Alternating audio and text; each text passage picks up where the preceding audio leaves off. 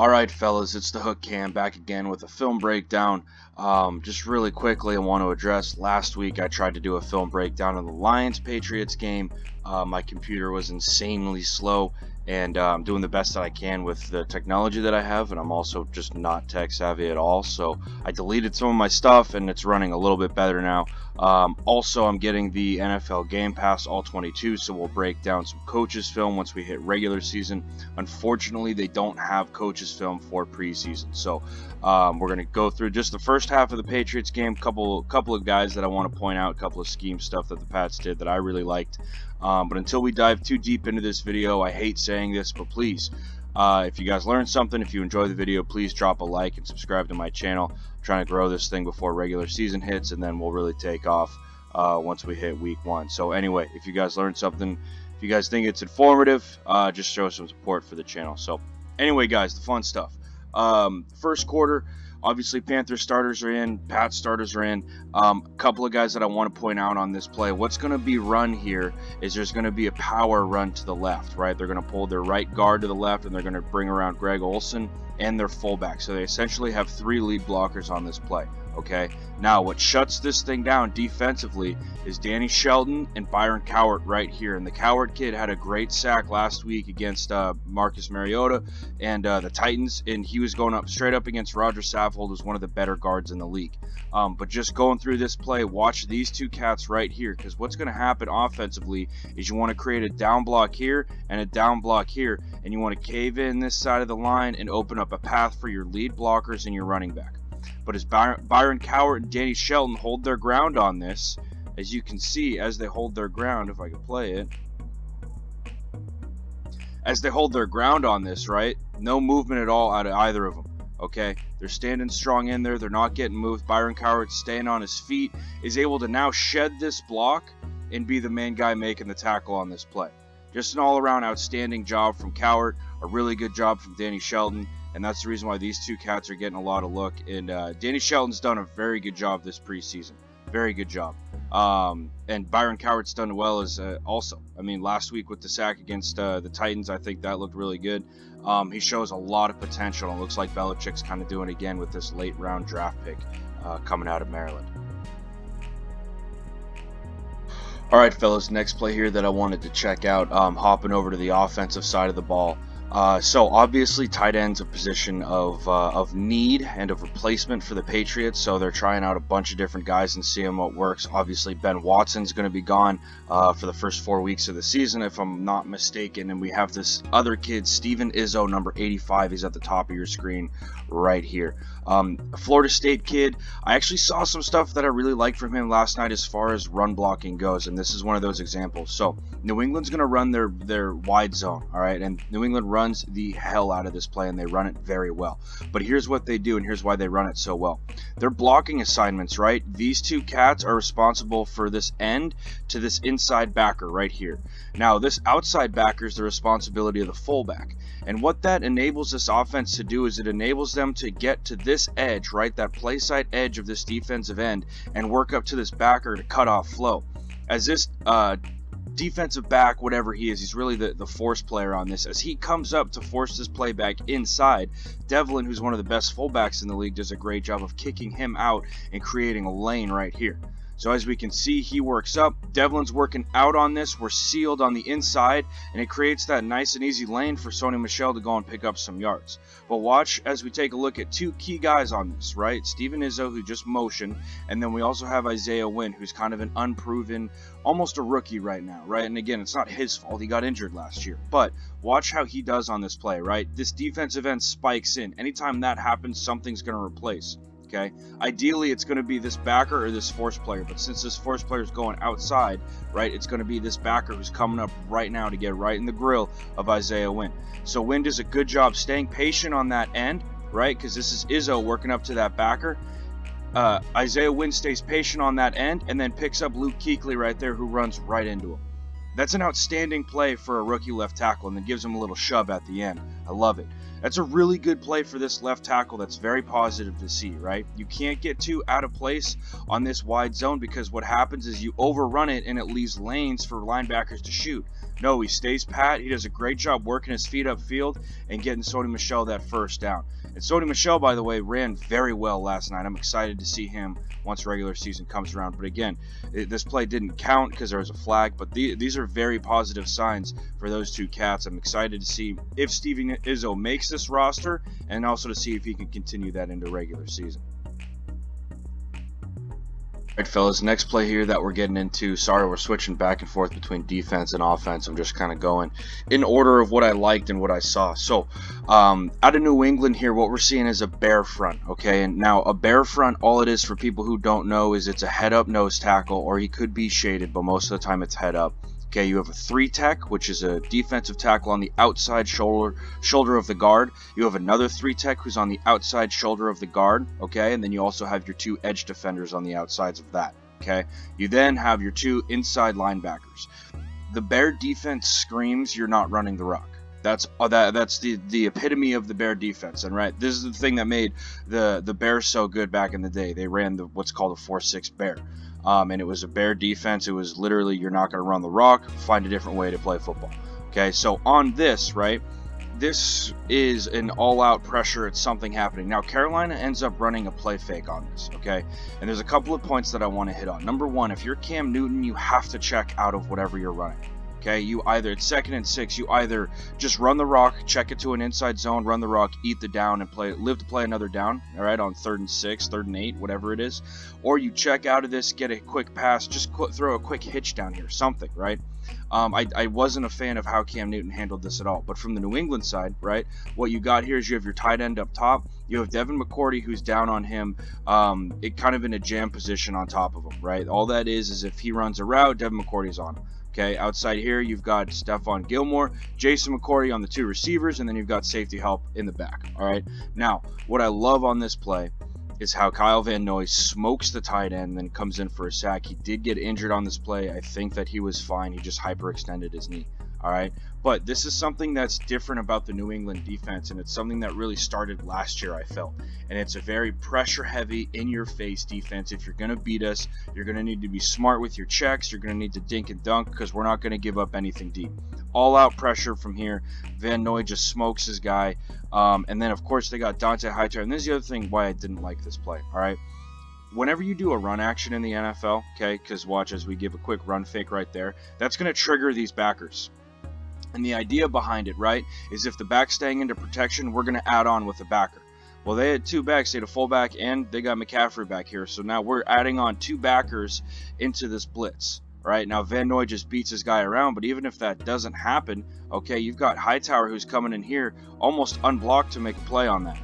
Cam Newton was running around last night. It did not look good for the Panthers offense just in terms of protection. But also, let's give New England credit when it's due, that they did a great job dialing up some pressure packages. They were getting insane interior pressure. Look, watch Danny Shelton on this play fighting, trying to get in on this sack. I mean, Danny Shelton's coming into his own. Lawrence Guy is going to be a stud. This New England defense is going to be scary next year, fellas. I'm excited to see it because they're bringing pressure and they're not making things easy on quarterbacks. Alright, fellas, next play here. So again, what I wanted to show you guys is a different look at this same front. Okay, so again, like I talked about last clip with that bear front, we have our nose tackle, we have our 3-tech, we have another 3-tech right now that's just Dante Hightower, and then we have our 2 edge defenders, okay, and then we have our linebacker in the box. Again, a different personnel right now. This is 12 personnel out of the Panthers, 1 back, 2 tight ends. Again, this is 2nd and 10, but I want to show you guys the blitz and twist package that New England dials up on this play. All right, coming in hot from all angles, but here's the thing: we got Van Noy, or I think that's Simon actually, who folds in on a pressure on this. Right now, it happens quick, but look out here. Okay, Cam Newton motion a tight end from left side to right side of the formation. John Simon now is outside over top of him, and it makes it look like, all right, they're going to be in man coverage straight up on him. No, we got another guy back here. Okay, now if there's any sort of players that are watching this game right now, just a quick tip from me: anytime you have defenders stacked like this, one of them is going to come. anytime that there's two defenders stacked over a receiver, it doesn't matter if he's split out like in a slot position, it doesn't matter if he's number one over here and we're going to get a corner blitz. Anytime you have defenders stacked like this, one of those two guys is coming. They're not both going to be covering them.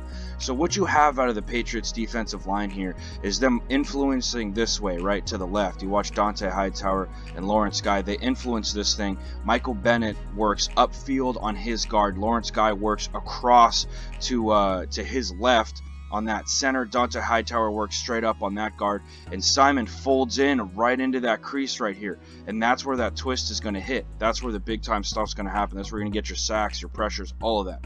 So a great defensive play call from New England on that, and then you follow it up with this 3rd and 10, which is all-out chaos, right? You look at personnel-wise at this 3rd and 10. I'll pause it pre-snap here. There's only one defensive lineman on the field. Okay, we got one defensive lineman on the field. Now, this is common in football. You'll see this, right, where you got one defensive lineman, everything else is going to be a defensive back or a linebacker, right? But with New England, when you start adding these twist and blitz packages, okay, you got Dante Hightower, who is back at 4 yards. Now he's creeping up on the line of scrimmage, right? And again, remember what I said before. Anytime there's defenders stacked, one of them's coming. This is a great example of that, okay? This defender, he's defensive back. I think that's McCourty, right? He looks like he's going to be split out on this slot receiver. Nope, he's coming. So New England is now disguising their coverage. It's straight cover one. There's no ifs, ands, or buts about it. Straight cover one. We got these two locked up over here. I believe one of them comes, and he's going to take whoever the unguarded receiver is. We got a safety back, right? But again, this is what's so great about it, is that you're disguising these blitzes, and it's confusing to an offensive line, because not only can you not see who's coming, right, but a lot of times you're bringing pressure from outside the tackles. And that's tough for guys to kick out to and see. Look at what happens just on the left side of the line of scrimmage on this play, right? The left tackle and left guard have to kick out to a blitzing backer in Winovich, right? You have to kick out to, and you have to fan out to this blitzing DB. It is McCourty, and your guard has to fan out to Winovich, right? Your center's screwed because he's got two guys coming at him. You have to sift all this stuff out, and the Panthers actually don't do a bad job, but at some point you're going to have that break, and Cam Newton gets a little skittish, ends up trying to create something when there's nothing there, and Butler cleans up the mess. So again, we just look at the creativity from this Patriots defense, and you get two plays back to back that you can really see the defensive mastermind at work with Belichick, right? Completely different personnel groups, kind of the same twist package, not exactly the same because you're not getting a big fold from the outside of the formation in, but again, it's the confusion, it's the personnel. That's what's going to make this defense really scary for offenses to go up against this year. All right, fellas, next play here, almost in the red zone for New England. Brady's putting together a solid drive, so a couple of guys I want to check out on this. First things first, the play is just going to be a very patented New England run action, where you're just going to get the guard, your left guard pulling to the right, your right side of the line down blocking, your left guard just cleaning up the mess. There's only going to be one coming off the edge over here. Now you're going to get a deep out from Jacoby Myers. Steven Izzo is going to be running a vertical, and then on the back side of this, you're getting essentially a switch scheme, right? With Dorsett switching across the field. He's going to run a crosser in up the hash and then turn it into a dig. And then you got number 2 down here. I'm not sure who that is, running a crosser and turning it into a fade. So what's going to happen on this is, since the Panthers are in a cover 1, right, the run action does a couple of things. Right there, it brings up linebackers. Okay, so you got your first linebacker up here. Okay, now your second linebacker, who's in man coverage with Izzo, does a pretty good job staying with him on this. But as he gets vertical, he gets a little bit behind Izzo, and Brady puts this ball right where it needs to be, in between this backer and the safety coming across the top right here. Izzo makes a nice job on a diving catch, locates the ball, catch and fall, man. And this is kind of one of the things that, people start talking about, they're going to miss Gronk so much. And yeah, absolutely, the Pats are going to miss Gronk. He's a once-in-a-lifetime player. But at the same time, we got to understand that, not that it doesn't take a genius to do that position, but you don't need a 6'7" monster to have an effective tight end. Really what it is you need to be schematically smart. And that's exactly what New England's doing right here. The run action brings the linebackers up. Now, this route is also a great route from Izzo, because he stems this thing outside and creates space for this linebacker to get behind him. He doesn't run this thing straight up field. He wheels it almost outside so that he can get over the top of that linebacker and then stacks him back inside and bends it back in. Really good route from that kid. Another great throw from Brady, and again, these are the little things that New England's offense does that keeps them going when they get into the red zone. Everything gets nice and tight, but you got 12 back there. He can put the ball anywhere. you've run the rock so well down the field that you can use a run action like this to really get the defense to bite on what they're doing. So again, one other guy that I did want to point out on this play, Isaiah Wynn, just locking dudes down over here. He's a guy that I'm going to have eyes on all season, and so far he's done really, really well. Being able to lock down these defenders. I mean, watch, he works out to them, not getting too far upfield. It's a run action, so you still want to sell that run play. Kicks out with this guy, and he just sits on it, man. There's no room for that guy to work. So all around, another good player from New England. And like I said before, I'm excited to see these boys go once regular season hits. All right, fellas, last defensive play that I want to check out here. Michael Bennett's first sack as a Patriot. I know it's preseason, but definitely some cool stuff. And again, I can tie this into schematically what's going on for New England. So again, we see this same sort of personnel package out of New England that I showed in the last defensive clip, right? Only one defensive lineman, Michael Bennett, head up on the center. Okay, now you've also got Chase Winovich up top. You've got Dante Hightower down below Michael Bennett, and then you got Kyle Van Noy. But you also have all of these dudes lurking right here, and you're not 100% sure if you're a young quarterback who's coming and who's staying. I don't know what coverage it is. It looks like straight man right now, cover 0. Now, these two safeties drop off, so we can kind of get an idea. All right, it's going to be some sort of cover 2 or a robber maybe. Okay, we pretty much man up down here. We got 2 up top. Right now, what I do want to focus on with this that I didn't say anything yet about is the pass rush. A really good job here from all 4 of these cats, but more than anything, it's Michael Bennett just being Michael Bennett. Watch as he just aggressively attacks right here, bull rushing. You got this center on skates now, and now the thing that I love about Bennett is he combines his moves. So now he's pressing this center back into the quarterback. He knows that the center's shoulders are leaned right on him, hits him with a quick swim move, and this quarterback's got nowhere to work. Okay, an outstanding job from Bennett on that play. The other 2 cats that I do want to highlight is Van Noy and Chase Winovich, who really pressed both of these tackles right into the quarterback, just rushing straight up field. Van Noy doesn't get too creative with it, but again, what he's doing is he rushes straight to that tackle's outside shoulder, and then he presses straight in on the quarterback, right? No pressure yet.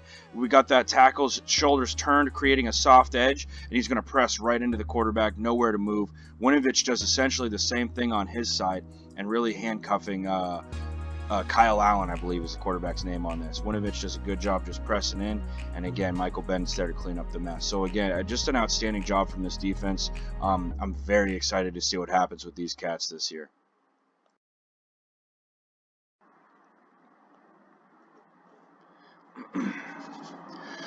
All right, fellas, last play here that I want to break down. Sorry for the length of this thing. I get fired up once football gets going. So, Jarrett Stidham, right? Not one of my videos if I'm not talking about Stidham, because I'm starting to love this kid. All right, something that he does on this play and something that's so essential to a quarterback is a couple of things. Number one is your eyes. All right, you can do so much and you can mess around with the defense so much with your eyes. The second one is trust. You have to trust your receivers to be in the spots that they need to be to make a play. So first things first, let's watch Jarrett Stidham's head on this play. Watch where his eyes are.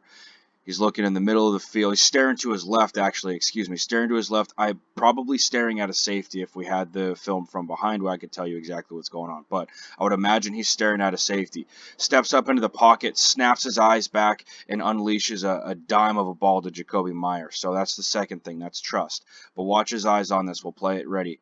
Right, staring to his left, snaps his eyes back to the middle, and slings that thing right to Jacoby Myers. Just a great play, and one of those plays that you look for with a rookie quarterback. This is really awesome, man. He's staring down a safety, making that safety really just backpedal, snaps his eyes back to the middle of the field, and drops a dime to Jacoby Myers, who's been his go-to boy all preseason. So a lot of positive things coming out of the Stidham kid, man. I really like it. And again, he's going to be someone who's on a cheap contract and someone who can hopefully be a good backup. So, and again, that's another another big-time ball. It was a duck, but solid ball. So anyway, guys, I hope you enjoyed this video. I'm sorry for the length of it. Again, if you did enjoy, please drop a like, subscribe, share my stuff. I don't care. I'm trying to get the word out there about my channel. So, again, thanks for the support, fellas, and I'll see you in the next one.